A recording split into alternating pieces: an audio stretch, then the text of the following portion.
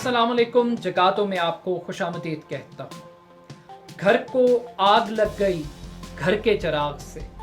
गुज़श्ता रोज़ जो कुछ पंजाब असम्बली में हुआ वो इमरान खान समेत पूरी कौम के लिए हैरान कुन था। चौधरी परवेज़ इलाही को शिकस्त शरीफ और ज़रदारी माफिया ने नहीं दी, बल्कि उन्हें ये शिकस्त उनके अपने कज़न चौधरी शुजात हुसैन की वजह से हुई है।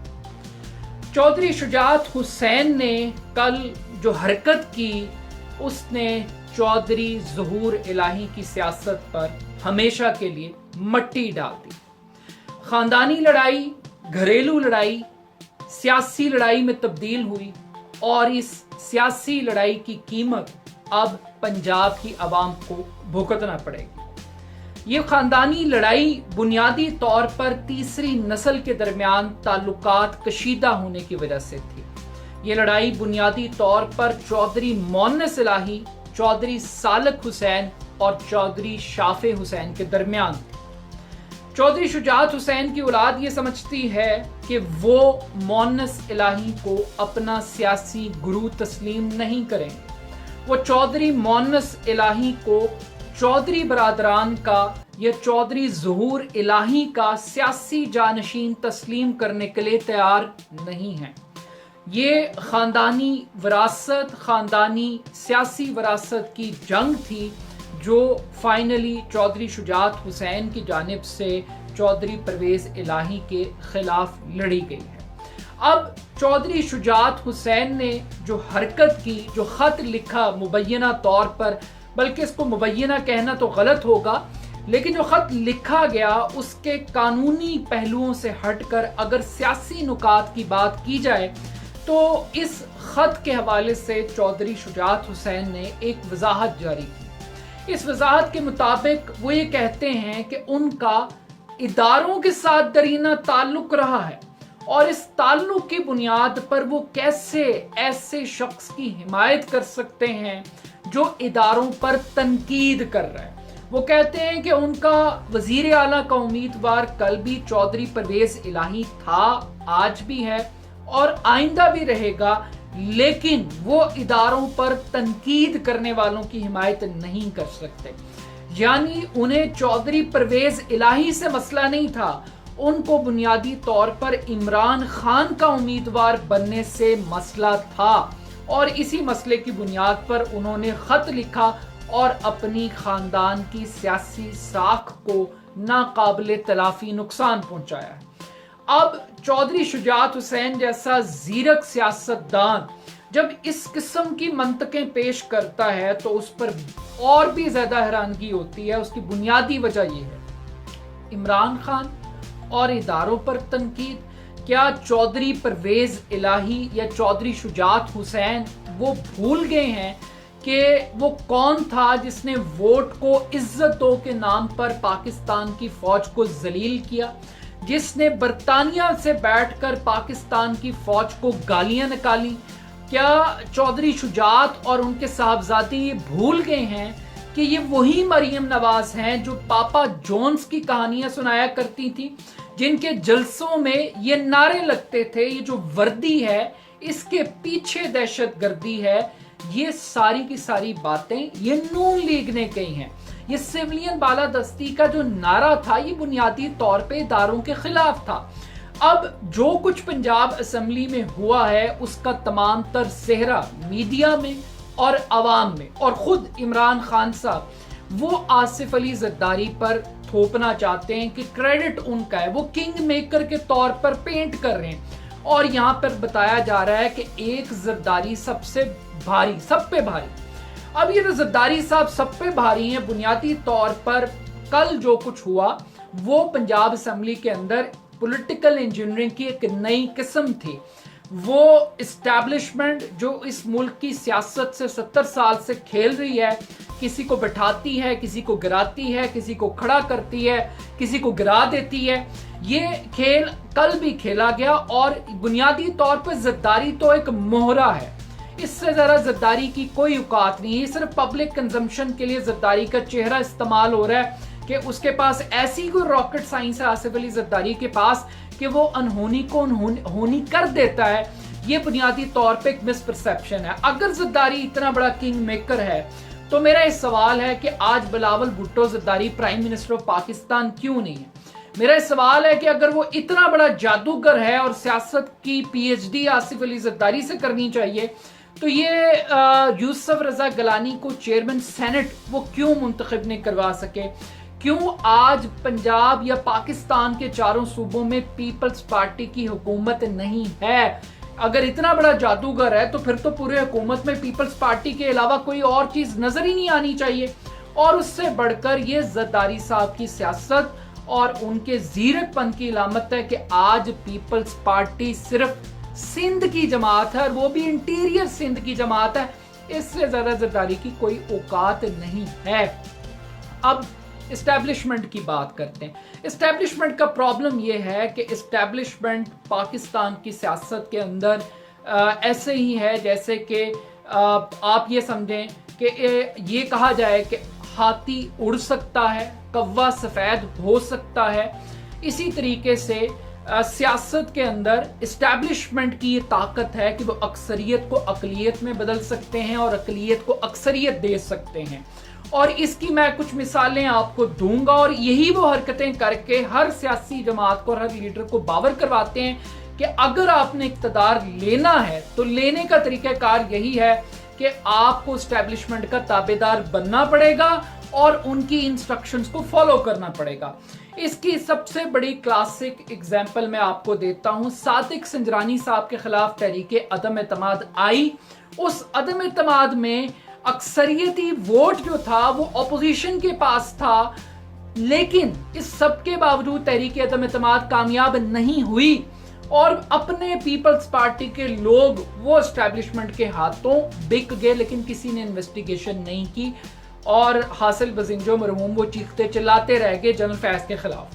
اس کے بعد اگلی سٹیج کے اوپر قومی اسمبلی کے اندر جب سینٹ کی ایک نشست کا انتخاب ہوا یوسف رضا گیلانی اور حفیظ شیخ کے درمیان، تو حکومت کے پاس عمران خان صاحب کے پاس اکثریتی ووٹ تھے لیکن منتخب یوسف رضا گیلانی ہوئے. اب یوسف رضا گیلانی کے پاس ووٹ نہیں تھے لیکن ان کو خفیہ قوتوں نے منتخب کروا دیا. اس کے بعد ایک تیسری سٹیج آتی ہے سینٹ کے انتخابات. اب جب سینٹ کے اندر چیئرمین سینٹ کا انتخاب ہوتا ہے تو یوسف رضا گیلانی کے پاس ہیں 49 ووٹ، لیکن یہاں پر بھی 47 ووٹ لینے والا صادق سنجرانی کامیاب ہو جاتا ہے. کیوں؟ کیونکہ جو پریزائڈنگ آفیسر تھے، جو چیئرمین سینٹ بنے ہوئے تھے اس وقت مظفر شاہ صاحب، انہوں نے 7 ووٹ پیپلز پارٹی کے ریجیکٹ کر دیے ٹیکنیکل بنیاد کے اوپر کہ جو سٹیمپ تھی وہ نام کے اوپر کی بجائے اس سے ہٹ کے تھوڑا سا آگے لگی ہوئی تھی، تو وہ ریجیکٹ کر دیے اور صادق سنجرانی صاحب کرسی پر بیٹھ گئے.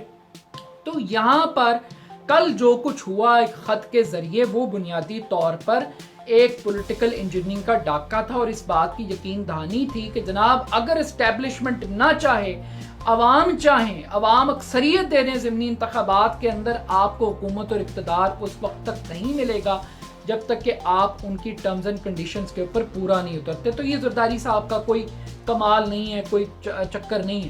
اب چودھری ظہور الہی صاحب جو ساری عمر اینٹی بھٹو رہے، جنہیں بھٹو صاحب نے الذوالفقار تنظیم نے قتل کیا، جن کے قاتل کو سزا ہوئی تو وہ پین سنبھال کے رکھا چودھری برادران نے، پھر ان کو کوہلو میں پہلے قتل کروانے کی کوشش کی گئی، بھینس چوری کے پرچے کٹوائے گئے. پیپلز پارٹی کے ساتھ ان کا ایک ہیٹ ریلیشن شپ رہا، لیکن پھر بعد میں چودھری پرویز الہی بھی ان کے مرید بنے زرداری صاحب کے، ان کی حکومت کا بھی حصہ رہے اور چودھری شجاعت صاحب بھی رہے اور شریف خاندان کے ساتھ بھی ان کے تعلقات کو اتنے مثالی نہیں رہے. لیکن اب مسئلہ یہ ہے کہ شجاعت کی فیملی کو لگتا ہے کہ کاف لیگ کا کوئی مستقبل نہیں ہے، اگر ان کو سیاسی طور پر زندہ رہنا ہے تو ان کو نون لیگ کی ضرورت ہے، جبکہ پرویز الہی کے بچوں کو یہ لگتا ہے کہ ان کی سیاست اور ان کے مفادات اور چودھری وجاہت حسین کے مفادات ان کی فیملی کے وہ تحریک انصاف کے ساتھ جڑے ہوئے. اور یہ جو لڑائی جو کل کھل کے سامنے آئی، یہ اس سے پہلے بھی چودھری وجاہت حسین کی اور چودھری حسین الہی کی تقریریں ہیں کہ زرداری سے چودھری شجاعت کے بچوں نے ڈالرز مانگے ہیں. یہ باقاعدہ طور پہ ان ریکارڈ تقریریں ہیں. تو یہ جو ڈالرز کی کہانی ہے یہ چودھری شجاعت کے گھر تک بھی گئی ہے. اب اس سے ذرا آگے بڑھ کے اس کی قانونی بات کر لیتے ہیں. قانونی بات یہ ہے کہ جناب ایک تو ڈپٹی اسپیکر جو کہ پریزائڈنگ آفیسر بھی تھا وہ ایک بائسڈ آدمی ہے, سب لوگ اس کے بارے میں جانتے ہیں, لیکن جس خط کو انہوں نے بنیاد بنائی ہے وہ سپریم کورٹ آف پاکستان کے فیصلے کی تشریح کر رہے ہیں, آرٹیکل 63A کی جو سپریم کورٹ آف پاکستان نے کی. اس کے مطابق بقول ان کے کہ پارٹی ہیڈ جب یہ کہہ دے کہ ہمارا امیدوار حمزہ شہباز ہے تو ووٹ کسی دوسرے امیدوار کو نہیں مل سکتا. یہ اب بنیاد ہے. اب 63A کی تشریح پاکستان کے تمام قانون دان یہ کہہ رہے ہیں کہ بنیادی طور پر پارلیمانی پارٹی جس شخص کی حمایت کا اعلان کرے, اگر کوئی شخص اس سے انکار کرتا ہے تو وہ اس کا ووٹ بھی شمار نہیں ہوگا اور وہ ڈی سیٹ بھی کر دیا جائے گا. لیکن یہاں پر پارٹی چیئرمین کی بات کی جا رہی ہے.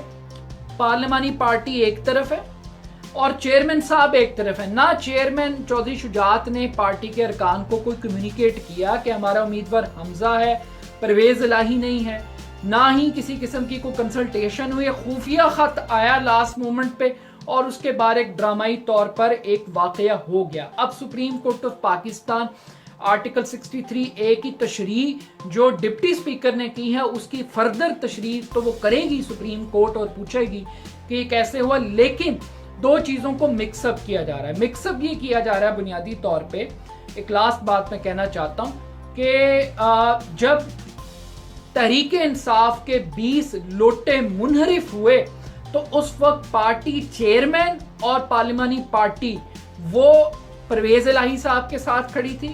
اکثریت ایک طرف تھی جس میں چیئرمین کا موقف بھی ایک تھا, پارلیمانی پارٹی کا موقف بھی ایک تھا, لیکن 20 لوگ لوٹے ہو گئے جو کہ مائنورٹی میں تھے, 20 سے 25 ارکان. لیکن یہاں پر آج جو سینیریو بلٹ ہوا ہے, یہاں پر چیئرمین پارٹی کا وہ کچھ اور بات کر رہا ہے, لیکن پارلیمانی پارٹی اور پارٹی کے اکثریتی ارکان 10 کے 10 وہ چودھری پرویز الہی صاحب کے ساتھ کھڑے ہیں. تو یہ فارمولا فٹ نہیں بیٹھتا. لیکن یہ فیصلہ کہیں اور ہونا ہے, یہ فیصلہ اسٹیبلشمنٹ کے تھرو ہونا ہے, اور پاکستان کی سپریم کورٹ اب انہی کاموں کے لیے رہ گئی ہے کہ کس کو بٹھانا ہے, کس کو اتارنا ہے, کس کی حکومت برقرار رہے گی اور کس کی ہٹا دی جائے گی. لیکن میری ایک ذاتی رائے ہے, وہ رائے یہ ہے کہ تحریک انصاف کو حکومت نہیں لینی چاہیے, حکومت نہیں بنانی چاہیے, اور ایسی کوئی لائبلٹی نہیں لینی چاہیے جس پہ ان پہ اوپر کو برڈن آئے. یہ وہ حالات ہیں جب خزانے خالی ہیں, دینے کے لیے کچھ نہیں, بتانے کے لیے کچھ نہیں. یہ تو ایک آئیڈیل سچویشن ہے کہ عمران خان صاحب کے بیانیے کو آگے بڑھانے کے لیے ایک نئی چیز حکومت نے پرووائڈ کر دی ہے, زرداری خاندان نے اور شریف مافیا نے پرووائڈ کر دی ہے. ابھی تک آپ دیکھیں کہ چودھری شجاعت کو کسی نے کرٹیک نہیں کی, کسی نے کوئی خاص تنقید نہیں کی. لیکن یہ جو فیصلہ ہے, یہ جو کچھ پنجاب کے اندر ہوا ہے, اس سے عمران خان کو تقویت ملے گی, عمران خان کے بیانیے کو تقویت ملے گی. But at the end of the day یہ سارے کا سارا کھیل اسٹیبلشمنٹ کا ہے, اور اس کھیل کے اندر ہمیں پارٹی سربراہ کے اختیارات کا دوبارہ سے جائزہ لینا پڑے گا کہ کیا ہم پارٹی کے سربراہ کو ایک ڈکٹیٹر کے طور پہ پینٹ کر رہے ہیں, اور جو لوگ عمران خان کے فیصلے کے خلاف تھے کیا وہ جمہوریت تھی, اور کیا عمران خان صاحب کا فیصلہ ہی جمہوریت تصور ہوگا. اس کو ہمیں مکس اپ نہیں کرنا چاہیے. وہ سینیریو مختلف تھا, سچویشن مختلف تھی, اور یہ سچویشن مختلف ہے.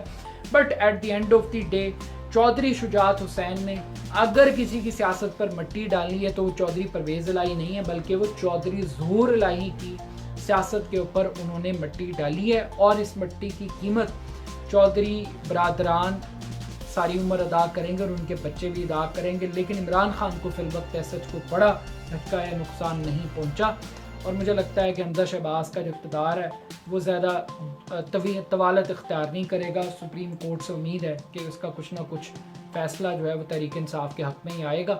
اپنا فیڈ بیک مجھے ضرور دیجیے گا. میرے یوٹیوب چینل کو جگہ دو کو ضرور سبسکرائب کیجیے گا. بہت شکریہ. اللہ حافظ.